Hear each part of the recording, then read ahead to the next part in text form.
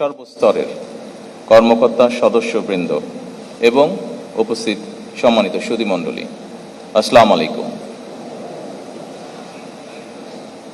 সগৌরবে উদযাপিত হচ্ছে বাংলাদেশ আনসার ও গ্রাম প্রতিরক্ষা বাহিনীর জাতীয় সমাবেশ। একটি সুশৃঙ্খল বাহিনীর জন্য অবশ্যই এটি একটি গৌরবজনক উপলক্ষ।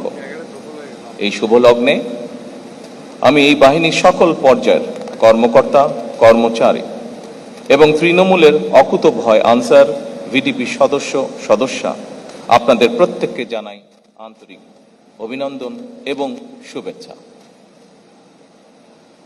বাংলাদেশের মহান মুক্তিযুদ্ধে বাংলাদেশ আনসার বাহিনীর গৌরবজনক ভূমিকা রয়েছে। প্রায় 40,000 রাইফেল নিয়ে আনসার সদস্যরা স্বাধীনতা যুদ্ধে অংশগ্রহণ করেছিলেন। মুক্তিযুদ্ধে আনসার বাহিনীর 670 জন শহীদ হয়েছেন। বাংলাদেশ আনসার ও ভিডিপির 46তম জাতীয় সমাবেশ থেকে আমি তাদের অবদানকে কৃতজ্ঞতার সঙ্গে স্মরণ করছি। একই সাথে আল্লাহর দরবারে যারা শহীদ হয়েছেন তাদের মাগফিরাত কামনা করছে। স্বাধীনতোত্তর বাংলাদেশে দেশের আইন শৃঙ্খলা পরিস্থিতির ব্যাপক অবনতি ঘটেছিল।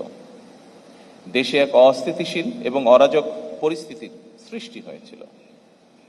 দেশে গণতন্ত্র পুনঃপ্রতিষ্ঠা এবং শান্তি শৃঙ্খলা ফিরিয়ে আনতে শহীদ রাষ্ট্রপতি জিয়াউর রহমান বিভিন্ন পদক্ষেপ গ্রহণ করেছিলেন। এরই অংশ হিসাবে গ্রাম ও নগর পর্যায়ে শান্তি শৃঙ্খলা রক্ষা এবং সামাজিক নিরাপত্তা জোরদারের লক্ষ্য নিয়ে গঠিত গ্রাম প্রতিরক্ষা বাহিনী, ভিডিপি এবং আনসার বাহিনী একত্রীভূত হয় এবং এই বাহিনীর কাঠামো আরও শক্তিশালী, দক্ষ এবং কার্যকর করে তোলা হয়েছে।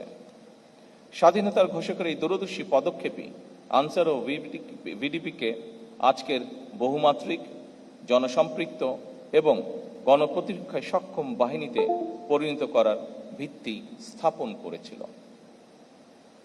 এরপর খালেদা জিয়া সরকারের সময় 1995 সালে আনসার ভিডিপি আইন প্রণয়নের মাধ্যমে এই বাহিনী স্বেচ্ছাসেবী কাঠামো থেকে একটি স্বতন্ত্র শৃঙ্খলা বাহিনীর মর্যাদা পেয়েছে, যা এই বাহিনীর প্রাতিষ্ঠানিক বিকাশে মাইলফলক হিসেবে বিবেচিত।